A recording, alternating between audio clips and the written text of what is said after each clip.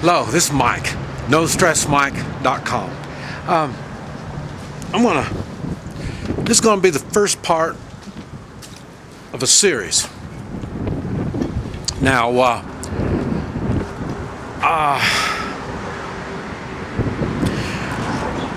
what it is, this has not been, I have not confirmed any of this with my militias. I belong to a lot of three-man militias in the area that I'm thinking about. Not thinking, this is where I'm going to be going. The only thing that's going to sidetrack it is my woman, if I ever get a woman. But anyway, this is where I have set my roots. I have already put supplies in there. I've made contacts. We've already done some coordinating on a lot of stuff. But like I say, I haven't confirmed this with them because I haven't been back in so long. But I thought I better start getting something down, something that we can talk about. And these are things that I believe is common sense issues that will be needed if we are going to take our area and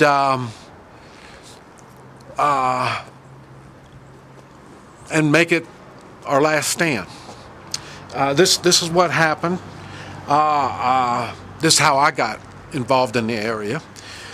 I got to know the people. First I started knowing one, and then more, and then more and more. And it ended up, the attitude was they're not going anywhere.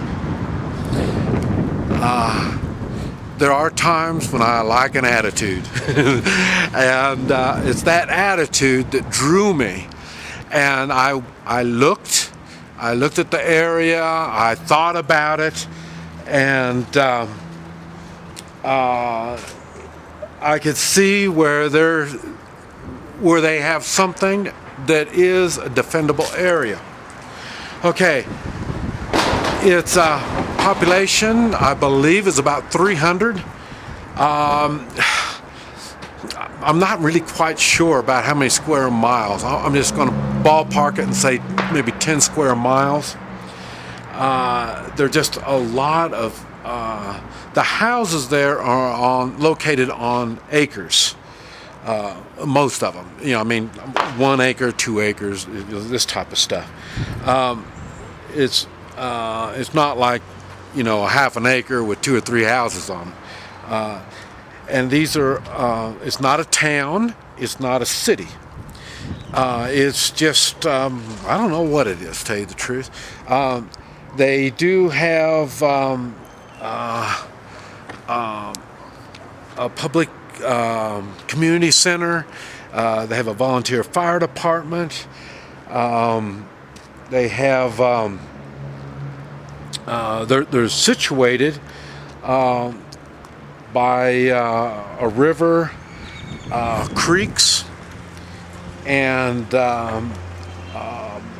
kind of it's in Oklahoma. So when I say mountains, you're not thinking of the Rockies or Appalachians or something like that. So they're little mountains, but they're like hills. But the more I looked at it, and the more I see they have natural barriers that makes it a place that is a defendable area. And so now, like I say, that's where I'm going to be. I'm trying to get everything set up to be there permanent, but I got to finish my obligations elsewhere. And so, but anyway, and most of the people that live in this community have friends and families that are outside the community. Many of the people living in this community are part of that 3% that I talk about. they are all, since the ones living there, they probably most of them have some kind of work in one of the surrounding cities, because this, like I say, is a small community. So they work or have businesses in these other places, most of them. But some are just plain self-sufficient. They just, many of them grow their own food, cattle, they're self-reliant. Many of them are in this community. For money, like I say, they work outside the local area.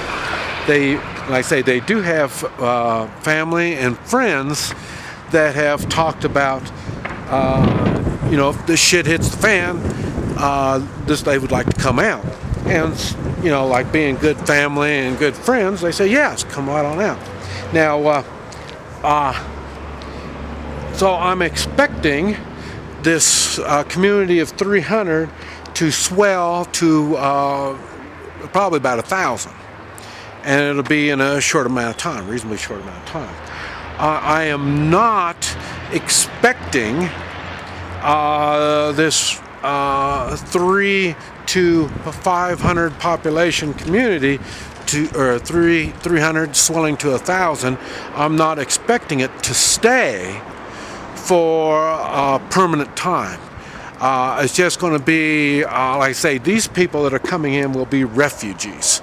And so, like I say, we're going to have refugees coming in, joining our community, and then we'll have other refugees that are passing through. So this is what we're going to have to set up for. And I realize a lot of these refugees have a good life in the city where they don't have to, mess with the chicken shit and, picking up eggs, working with stinky cattle and, stuff like this. I understand that. So a lot of them are shooting on dreams. They're thinking, well, yeah, I'm going to have a place to stay when the shit hits the fan. Well, and a lot of the people that are in the community are thinking they're being nice by letting these people in. It's not a fully thought out process. These people that will be coming in, these refugees, they all don't realize that they're going to have responsibilities. Remember, they're city folk. They're spoiled. They don't have the chores and stuff like that. They don't know how to cut wood, and they don't have the muscle. A lot of them don't even exercise, and they're out of shape and stuff like that. And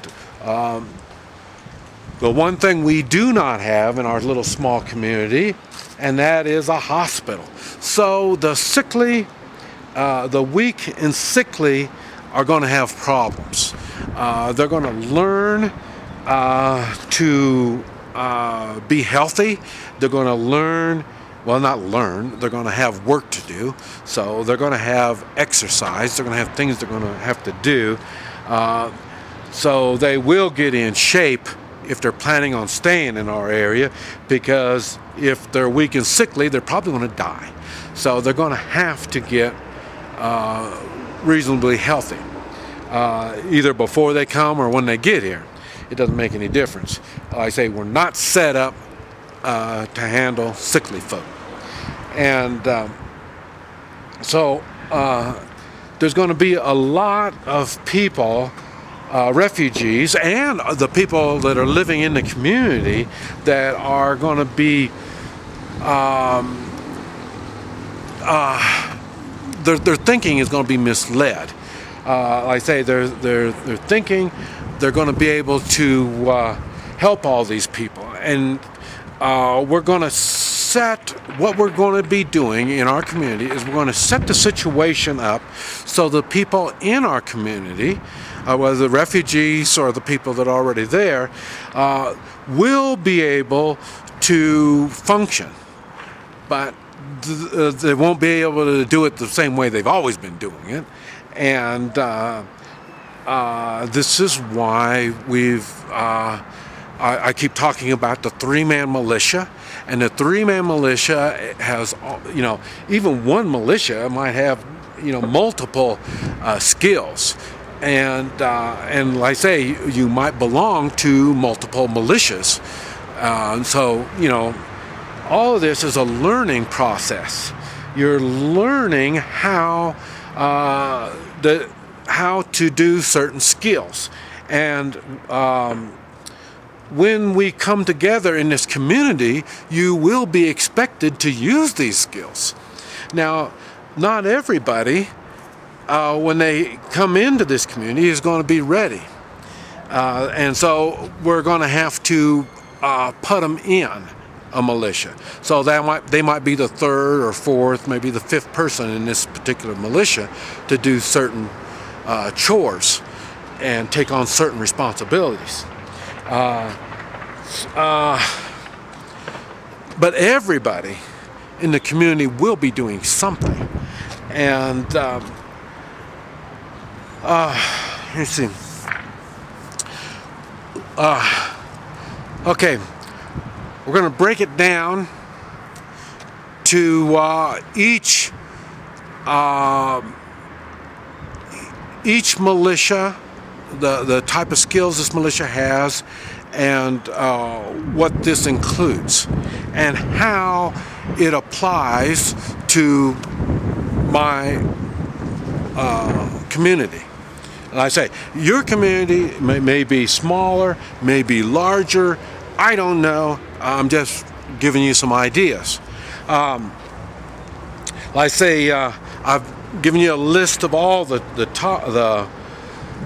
skills that militias need, and I want to try to cover all of them and let you understand how it applies to my particular community. Okay, well, I'm going to start with the camp manager or coordinator.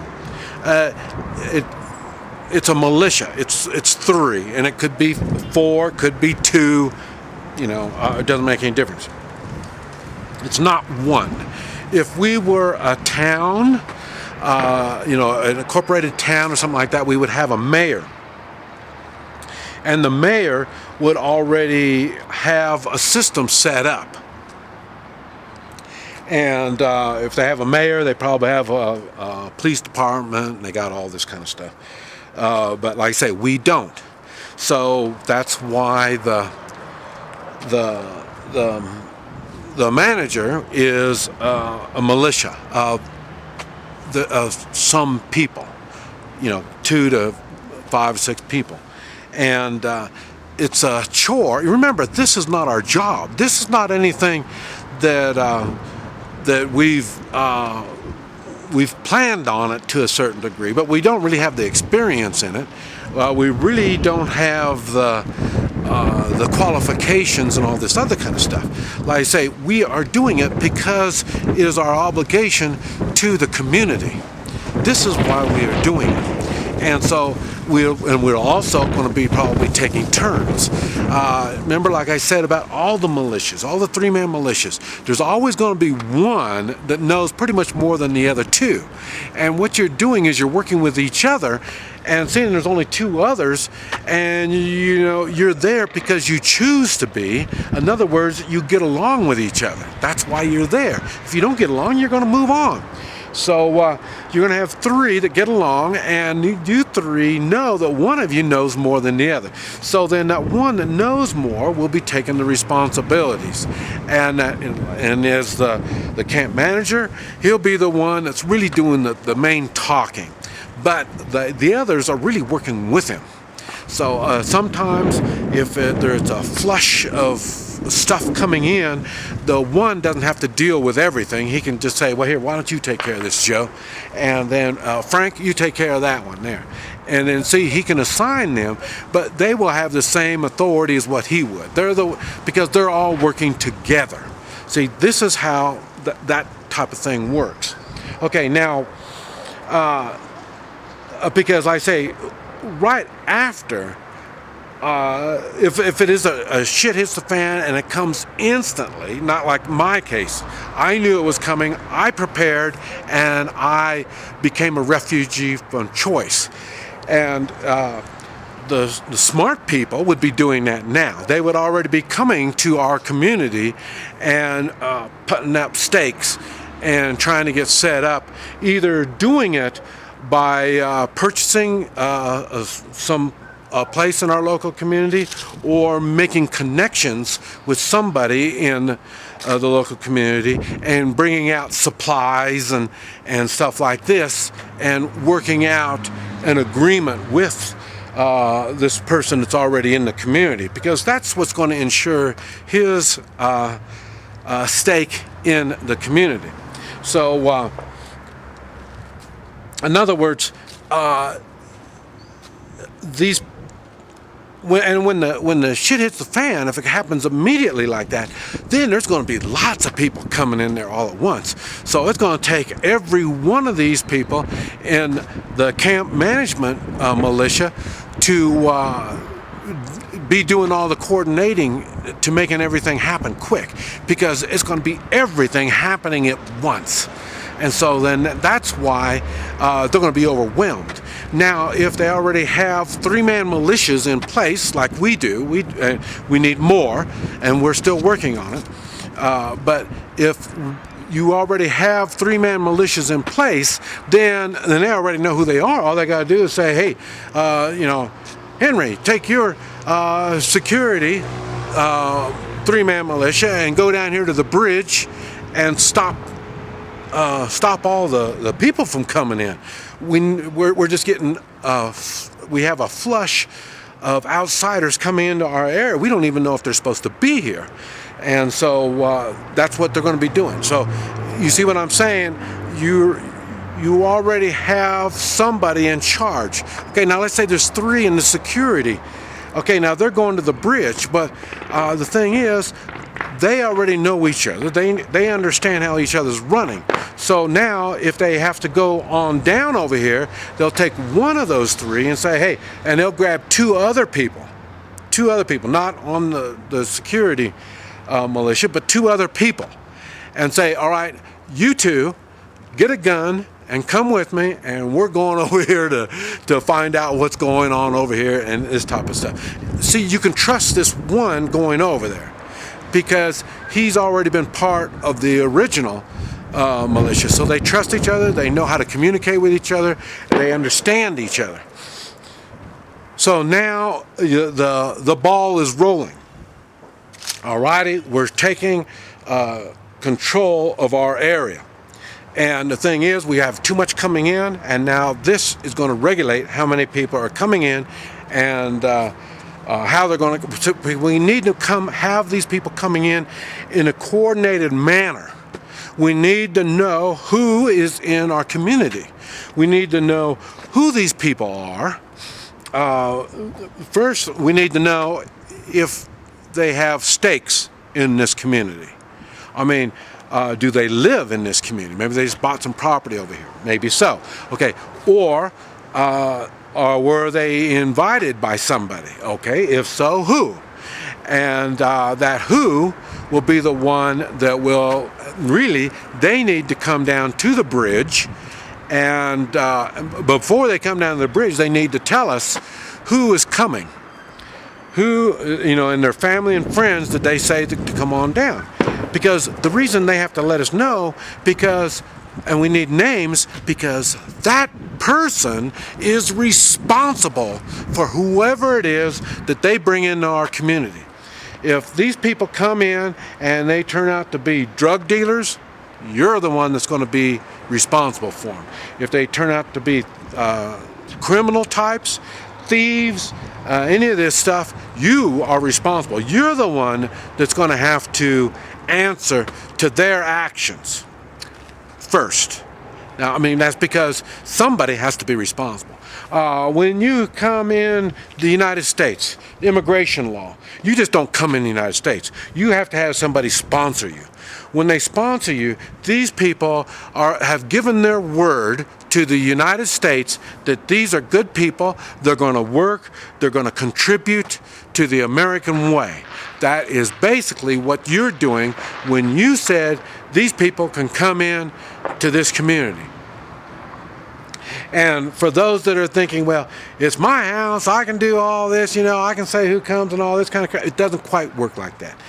When times were settled and things were going okay, yes, you have got that say-so. But this is after the shit hits the fan. And when that happens, we've all lost a certain amount of our freedom. And we had to give up a certain amount of our freedom, and we have to join in with others because we have to, because we're fixing to lose everything. And so this is why we're having to change the laws, because what happens? Shit hits the fan. There is no laws. Everything is going to be set up on morals. Everything has to be done morally right. And these things, and the reason I mention morals is because they will be changing. But like I say, we're going from a population of 300 to 1,000. Your morals are going to change. In other words, I don't mind feeding 300 of you. 1,000 of you, we're going to have to make some adjustments. That's where morals come in, doing the right thing. Not only I have to do the right thing, you have to do the right thing also. So in other words, you are taking responsibility for every one of these people coming in. And so we're going to have to, so you're going to have some kind of a list, and it'll probably be going some way or another. It's going to get to the people that'll be in charge of keeping a list of who's in the community and where. And I'm not quite sure how all this is going to be. I don't know if it's going to fall under public relations or fall under, like say, the management. The management team might have to have secretaries to keep track of this information. Secretary militia. So I don't know. Like I say, these are all things that are going to have to be worked out, and they need to be thought about right now. And when the time comes, then you'll have some idea of what it is you're going to do. If you think you're going to allow all these people just to swarm into your area, it's not going to work. Because these people are going to have hygiene problems, they're going to have health problems, they're going to have shelter, sleeping, food. There's going to be so many things that are going to have to be dealt with. And it's going to be overwhelming if any one person or any one group tries to handle it all. This is why we have all the different three-man militias. Okay, so we have the bridge, and I'm just using the bridge for an example. But all the ways to stop anybody coming in. We don't want them crossing the dirt over there and this kind of stuff. No, we have to have some way or another to